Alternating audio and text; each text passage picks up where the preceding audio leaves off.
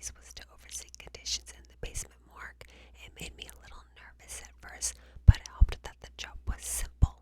Check the temperature of the room every few hours, transport the deceased from their hospital rooms to the morgue, and process paperwork. One night when I was still new, my superior said I had earned my stripes and was ready to work by myself. She advised me the officers at shift change had lodged 2 bodies in the morgue. After completing my indoor patrol, I headed down to the basement to make a morgue check. The architects must have had a sense of humor because they had enhanced the creep factor by designing the hallway to the cold room to be dark and maze-like.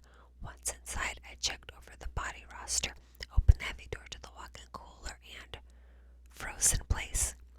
Something was inside with the 2 bodies. It was a dark shadow figure, 6 foot tall, yet I could see through it, and it was bending over one of the bagged bodies. I remained motionless except for the goosebumps spreading over my arms, and I was suddenly cold, more deeply cold than the temperature in the cooler. Seconds passed before I was able to shut the cooler door and rush out of the morgue. Locking the outer door securely behind me, shocked and in disbelief of what my eyes had truly seen, I hurried down the hall to make distance from that room. Because I was new and didn't know my supervisor well, I decided not to say anything. But after a few weeks of getting comfortable with her, I took a chance and described what I had seen that night. After my story, she smiled and then laughed. Does she think I'm crazy? I wondered. Don't worry, she said. You'll have plenty more experiences like that working in this place.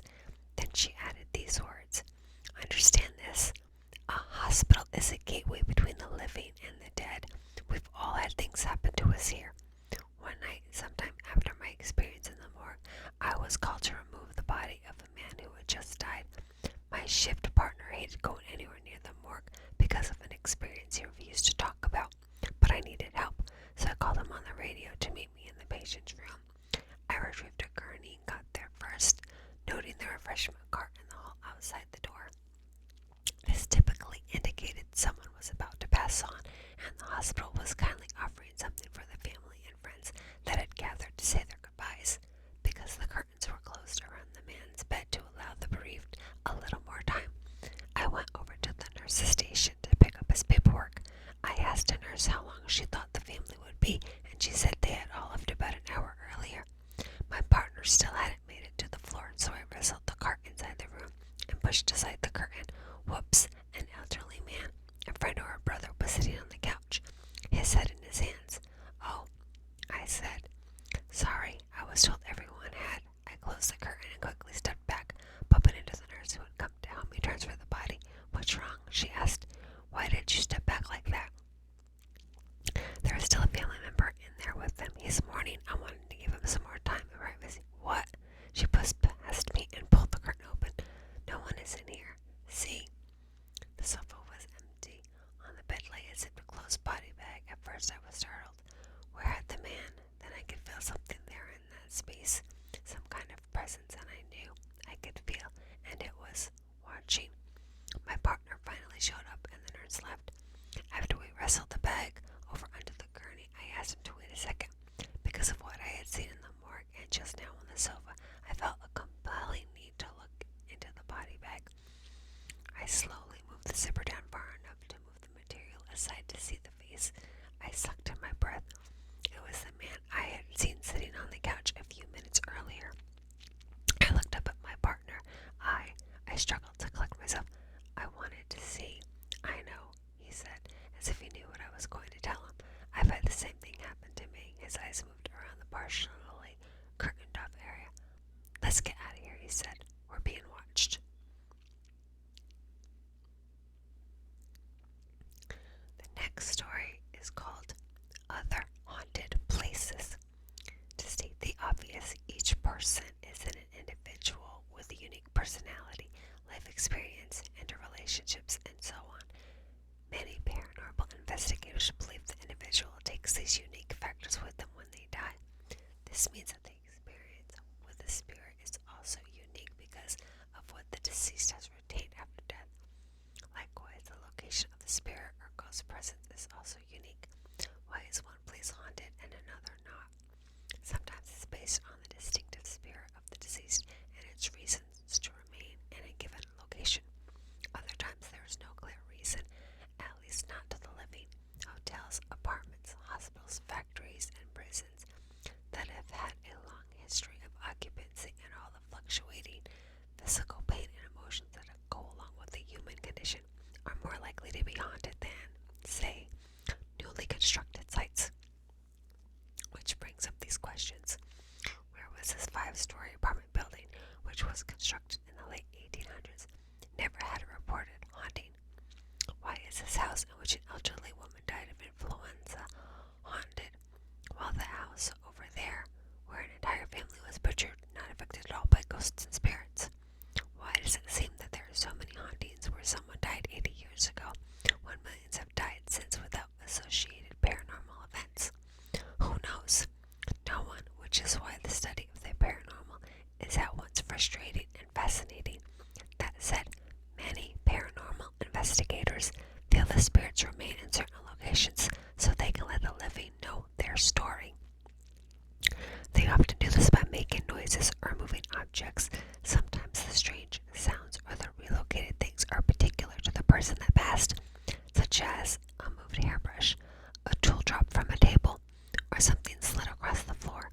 These actions might be done so a loved one knows who it is, while other times it's done to a stranger, even a person that doesn't believe in the paranormal. Some paranormal investigators believe that while we often associate hauntings with houses, statistics show they occur more frequently in other locations. This is because, as some investigators contend, spirits need great energy to be seen, but the average home doesn't produce enough. Therefore, larger places such as museums, churches, hotels, offices, and others that produce a lot of energy are locations more likely for hauntings. It's believed that sensitives are better able to experience an invisible presence or see a visible one, even when a location has been declared free of them. Some experts claim a cemetery is the last place to find a spirit, but nonetheless, there are sensitives that see and feel them on the grounds and in the mausoleums. One paranormal investigator made a list where he has found the most hauntings, the first one being the greatest and the last one the least. Remember, this is just one sensitive's experience. Not all are the same. Battle sites such as Civil War fighting locations, places where disasters or mass killings have occurred, hospitals, jails and prisons, houses with a history of violence and emotional strife, and graveyards. The next story I'm going to read is titled Coffee and Cups. It had been called Skid Row forever, but in the mid-1980s, Portland's politicians and developers began referring to the 12 square blocks of rundown buildings, flops, houses, gin dives, and wino-populated sidewalks as Old Town. The name didn't change the horrid place where so many down-and-out men and women wasted away from cheap wine and bad dope, slept in doorways every night, fought the cops and each other with fists and broken bottles, and bled out on rundown sidewalks and potholed asphalt. Beneath this wretched part of Portland that many a beat cop called the place forgotten by God, lies what the historians called underground Portland, a series of catacombs and tunnels winding about just below Skid Row, Old Town from 1850 to the beginning of World War II. The tunnels were used during the days to deliver goods to businesses from ships in the harbor, but after the sun went down, they were used for drugs, illegal booze, prostitution, gambling, and human trafficking. Many a man's drink was drugged, and upon losing conscience, the hapless soul was dropped through a trapdoor into one of the tunnels. When he awoke, he would find himself at sea, having been sold to the highest bidder among various captains. Not all men survived. Many died in the tunnels. Bill and I had just cleared the precinct and were on our way to morning coffee when dispatch changed our plans with a burglary call with curious circumstances at Ellen's Cafe, 2nd and Davis Street. It's not good to keep cops from the morning caffeine, but duty called.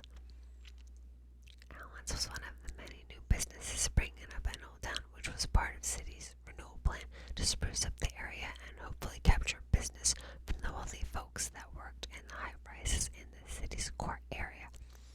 We had cruised by the place a few times and had intended to stop by and introduce ourselves, but until now we hadn't had the opportunity. The small forefront located at one corner of the building had been empty for as long as I could remember.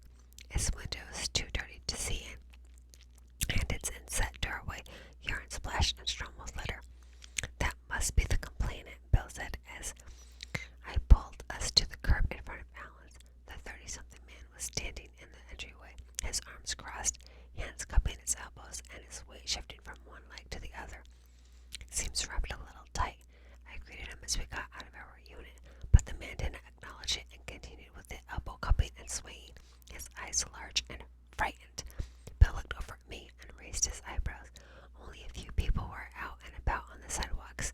Halfway down the block, a sandwich board near the curb read, "Tours, Portland Shanghai Tunnels, daily at 2 p.m. You call?" Bill asked. The man made a short nod. "About a burglary?" The man nodded again. Someone had done a nice job cleaning up the exterior of Allen's with fresh jade green paint, new windows, and red lettering that read Allen's Cafe, good coffee, fresh pastry, baked sandwiches, conversation. The large south and west side corner windows were covered with heavy steel security bars. The new-looking door was edged with multiple locks, and a steel security door was open and positioned against the side of the inset. I looked back at the man. If this was Alan, he wasn't terribly conversational. "You okay, sir?" I asked. It wasn't uncommon to find burglary victims shaken from having an intruder invade their space. Psychological rape, one victim called it. His eyes came into focus and blinked as he looked from me to Bill and back to me again. Yes, I'm sorry. I had a bit of, He turned about and led us inside the place. "Come in, please. I'll show you." Bill asked his name. "I'm Alan St. John. I own the cafe." It was a tiny place, 4 tables, and a long bar type table by the window, hanging lamps, and an order station. It wasn't more than 20 feet by 20 feet. "There," the man said, still hugging himself as he pointed with his chin toward a pile of white coffee mugs on the floor. No, not a pile, but rather a careful arrangement of about 24 mugs centered on the floor between the 4 tables. They had been arranged into a small pyramid, 4 cups on each side, then 3, then 2, and 1 at the top. I looked at the man. "Why are they?" "I didn't put those there," he breathed. He pointed to other cups lined up on shelving behind the register. "I keep them there. After they're cleaned, I put them there so I can easily retrieve them when customers come in." "The front door forced?" Bill asked rhetorically. I saw him look at the door facing the same as I did when we entered. I didn't see where it had been tampered with. The man shook his head. "How about the back door?" "There isn't one. So the cups were like this when you came in," I said. "When did you come in?" "About 30 minutes ago. I left last night about 7. I cleaned up, swept, did dishes, and locked the front door and the security door when I left. You can see how strong the doors are, and the windows are barred, and they don't open anyway." "No other way to get in?" Bill asked. "No, officer," Alan said impatiently. "This room is it. There's no way anyone could hide in here when I was closing up. I don't even have a restroom. Besides, they have to unlock both doors to get out, and I have the only keys, and they were locked tight this morning just as I left them last night." I glanced over at his coffee machine, where a full pot of coffee and another of clear water steamed. He looked back at me and swallowed. "I didn't do that." "Didn't do what?" Bill asked. "Make the coffee?" Alan pulled his arms in tighter against his chest and looked at my partner with impossibly large eyes. He shook his head. I open at 9:30. I don't make coffee until just before 10. Without turning his head, he looked over at the pots, then back at Bill as if too afraid to look there longer. It was steaming when I came in at 7:30. My read on Alan and Bill concurred later was that he wasn't mental, but he definitely was a very frightened man. "Anything taken?" Bill asked, pulling out his little notebook. He shook his head. "No, just things. Disturbed. Those cups pot like that and the coffee." We got Alan's information and headed for the car. Bill wrote the report noting that it was a burglary with property moved about but nothing taken. With so many burglaries called in each day, the detectives mostly paid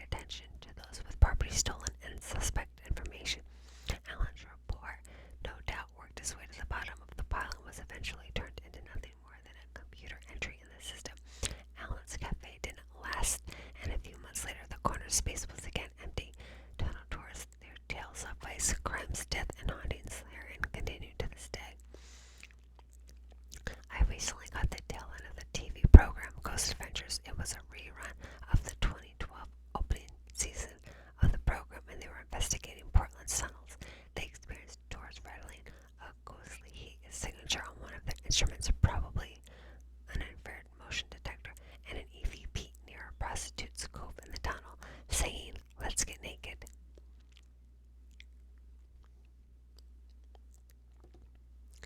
I hope you have enjoyed these stories as I have enjoyed reading them to you. I will see you again soon.